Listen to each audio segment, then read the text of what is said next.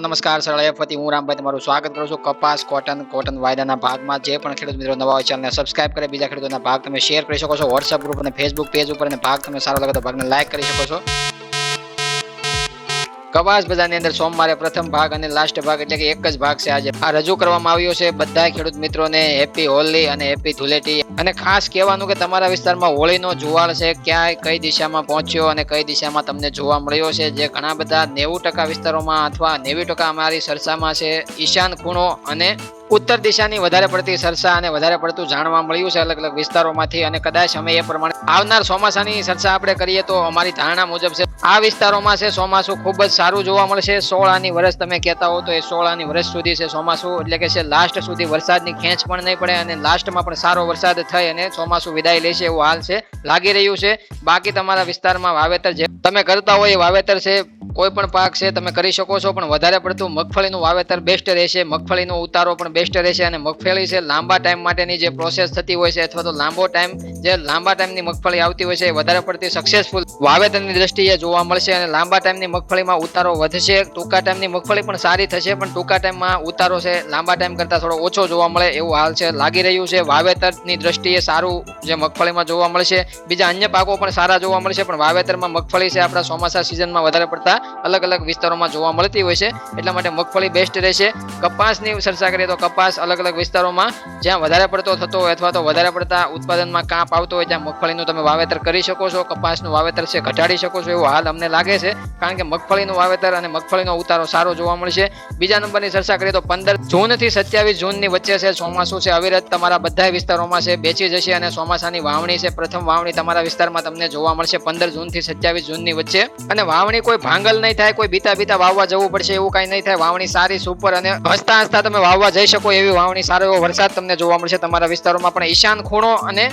ઉત્તર દિશાની આ જુવાળની ચર્ચા કરી છે આ તમામ વિસ્તારોમાં જ્યાં પણ આ પ્રોસેસ થઈ છે એ પ્રોસેસ ઉપર છે આ ચોમાસાની 70 થી 80% વાવેતર વિસ્તારમાં છે આ કવર કરશે અને સારી એવી વાવણી છે જોવા મળશે સારું એવું ચોમાસું જોવા મળશે। લોંગ ચોમાસું એટલે કે લાંબા સમય સુધીનું ચોમાસું અને લાંબા સમય સુધી સારા વરસાદ રહેશે અને એ પ્રમાણે છે પાણીની પણ ખેંચ છે નહીં અનુભવાય અને પાણી છે આગળ જતા તમારા આગલા પિયત માટે પણ છે સ્ટોક કરવા માટે જવાબદાર બનશે અને સ્ટોક થશે જે જમીનના તળ ઊંચા આવી શકશે આગલા પિયત માટે કારણ કે હોલિકાનો તપ છે વધારે પડતો લાગતો હતો પણ તમને ગરમી છે અનુભવાતી નથી એનો ખાલી માત્ર તપ લાગતો હતો અને હોલિકા છે તપી સારી ગણાય। ખાસ કોમેન્ટમાં તમે જણાવી શકો છો કે તમારા વિસ્તારમાં તમારા વિસ્તારનું નામ એડ્રેસ અને તમારા વિસ્તારમાં છે જુવાળ છે હોળીનો કઈ દિશામાં જોવા મળ્યો છે એ ખાસ કરીને તમે કોમેન્ટમાં લખી શકો છો એટલે તમામ ખેડૂતોને આપણે પહોંચી શકીએ અને તમામ ખેડૂતો એરિયા વાઇઝ આપણે સમજાઈ શકીએ કે આ એરિયામાં છે વરસ સારું જોવા મળશે અને 80% એરિયો કવર થાય છે કે નથી થતો એ આપણે કોમેન્ટમાં સમજાઈ જાય પણ એકંદરે આપણે સાર જોઈએ તો આવતું વર્ષ છે ખેડૂતો માટે બેસ્ટ રહેશે ફાયદાકારક રહેશે અને તમામ વસ્તુ છે સારી પાકમાં જોવા મળશે એટલે કે તમામ પાકો છે તમે કરી શકો છો અને તમામ પાકમાં છે વધારે પડતો ફાયદો તમને જોવા મળશે આગલા વર્ષ કરતા।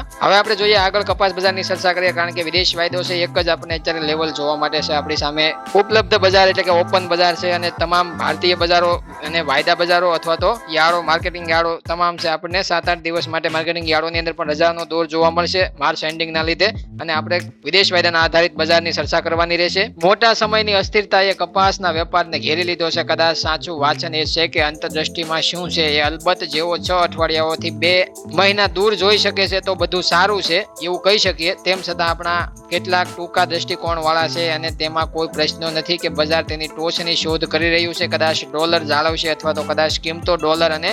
એક ટાઈમ સુધી છે પહોંચી જશે તો પણ છે ડોલરનું નબળું થવું એ એગ્રી કોમોડિટી કહેતા કે કોમોડિટી કોટન કોમોડિટીમાં છે વધારે પડતું ફાયદાકારક રહેતું હોય છે અને ડોલર નબળો જ્યારે પડે ત્યારે વધારે પડતો એગ્રી કોમોડિટીમાં છે તેજીનો દોર જોવા મળતો હોય છે। અત્યારે હાલ ડોલરની અંદર તેજી જોવા મળે છે જ્યારે કોટન વાયદામાં આપણને મંદી જોવા મળે છે। વેપારનો આનંદ માણવાનું ચાલુ રાખશે સટોડિયાઓ કપાસના અને જો તેમનું હૃદય ન તૂટી જાય તો ભાવ અત્યારે પણ 90ના દાયકામાં જ રહેશે। જોઈએ આઈસ ફ્યુચર્સ કોટન અમેરિકન વાયદો જેની અંદર મે કોન્ટ્રાક્ટની અંદર આપણે સમજીએ વાયદાની અંદર છે આપણે 25 માર્ચ 2024 અને 9:07 વાયદાની અંદર 91.28 સેન્ટની સપાટી બતાવવામાં આવી। વાયદો અત્યારે હાલ જોઈએ તો 91.28 સેન્ટના લેવલે રનિંગ જોવા મળે છે। વાયદાની અંદર દિવસ દરમિયાન તળિયાની સપાટી જોઈએ તો 91 સેન્ટની બતાવવામાં આવી 91.2 સેન્ટ થી વાયદો તળિયાની સપાટી વટાવી અને અત્યારે હાલ રિકવર કરીને 91.28 સેન્ટે જોવા મળે છે. વાયદાની મથાળાની સપાટી એશિયન કલાકો દરમિયાન 91.94 સેન્ટની જોવા મળી, એટલે કે 92 સેન્ટની આજુબાજુ પહોંચતી જોવા મળી હતી. બાદમાં ધીમો છે આપણને સવારથી ઘટાડો જોવા મળ્યો. દિવસ દરમિયાન વાયદાની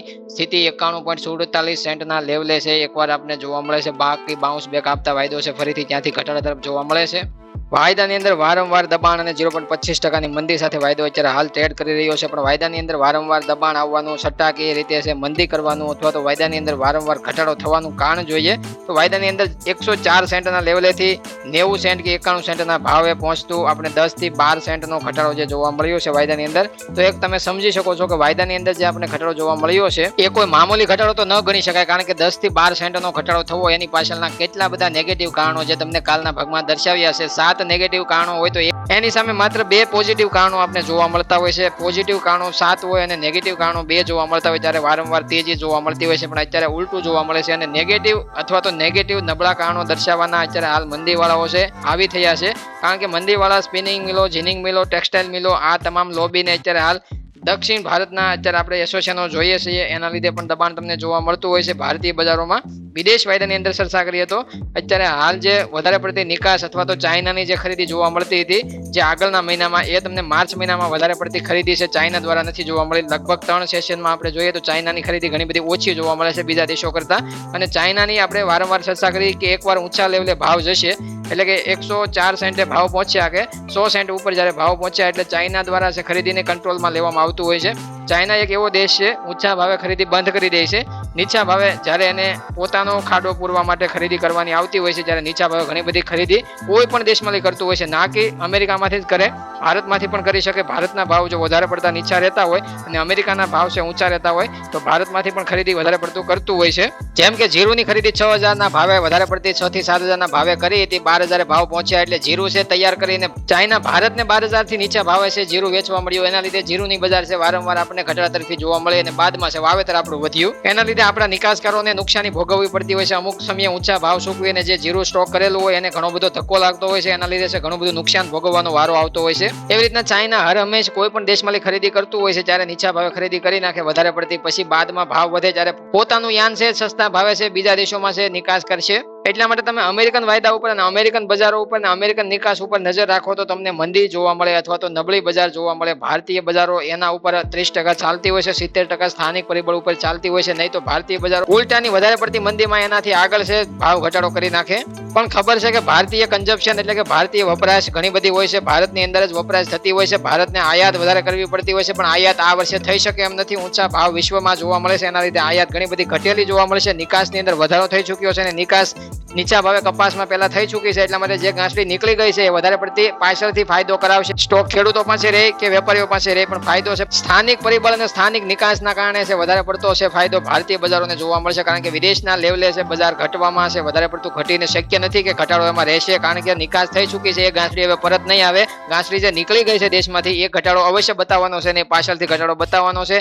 આયાત છે 22 લાખ ગાંસડીમાંથી 2 થી 4 લાખ ગાંસડી માંડ આયાત થઈ છે અત્યાર સુધીમાં, એટલે એ ઘટાડો છે પુરવાર કોઈ ન કરી શકે અને ઘટાડો જ્યારે સાબિત થશે ત્યારે ભાવ છે અવશ્ય વધતા જોવા મળશે અને ભાવની અંદર તેજી તમને નવી જોવા મળશે. હવે મળીએ નવા ભાગની અંદર. હું રામભાઈ રજા લઉં છું. જય જવાન, જય કિસાન, જય ભારત, જય ઠાકર.